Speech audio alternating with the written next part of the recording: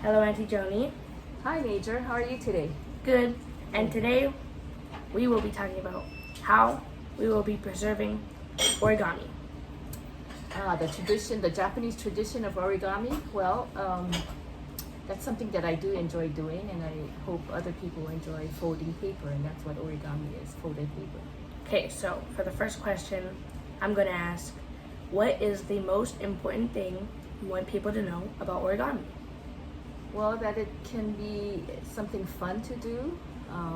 It can be educational too, because it does teach you patience, knowing what to fold, how to fold it, and also to me it teaches you about shapes, like triangles, rectangles, and it's just real interesting how simple folds can make things look really neat. Okay, so for the second question, who inspired you into doing origami? Oh gosh, I don't know if I had anybody inspirational about it. I don't really remember. But I do know growing up in Oahu, in Honolulu, we had a very modest family, and oftentimes we made our own toys. So folding paper was something that somewhere along the line I learned to do, and it was fun. And for the third question, what have you learned while doing origami? I learned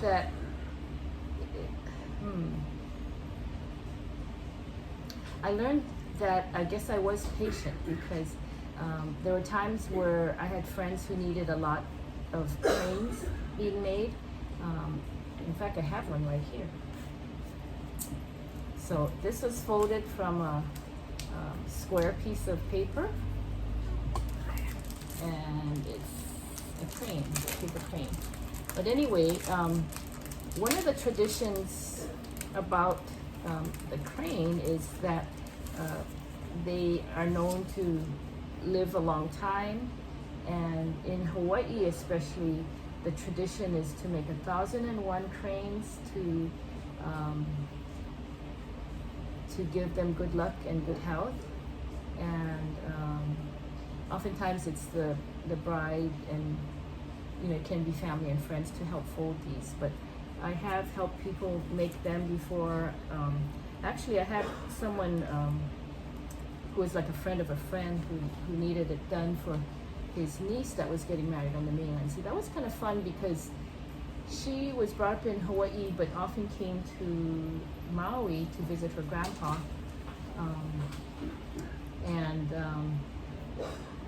So it was a nice thing that not only did I design their display of the origami, but gave them a little blurb about what it is, what origami is and such. And my mom also made a bunch of origami cranes, and I could see if I can find it. It's in a big glass, like a wine glass she got for, I don't really know. And for the fourth question, would you change anything about origami? Well, it's a tradition that is often thought about in Japan, and because Hawaii has a lot of Japanese people too, I would say that there's nothing, I wouldn't really change anything about the tradition, other than hope that people see it as a symbol of good health, good luck, and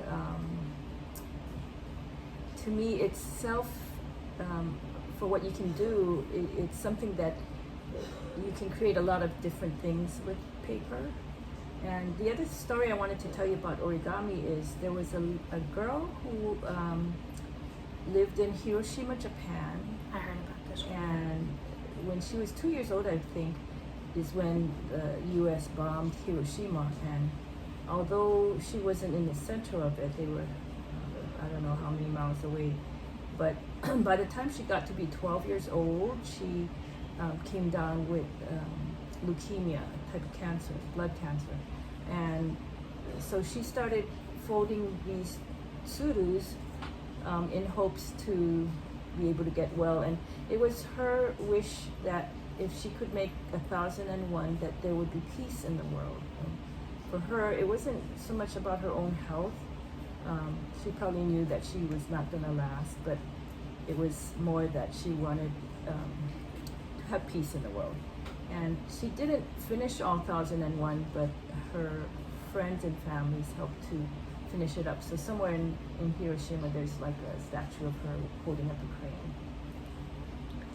Yeah, I've heard about that story too. I read it on Google, but some of it is like probably not as like well told as probably people did in Japan.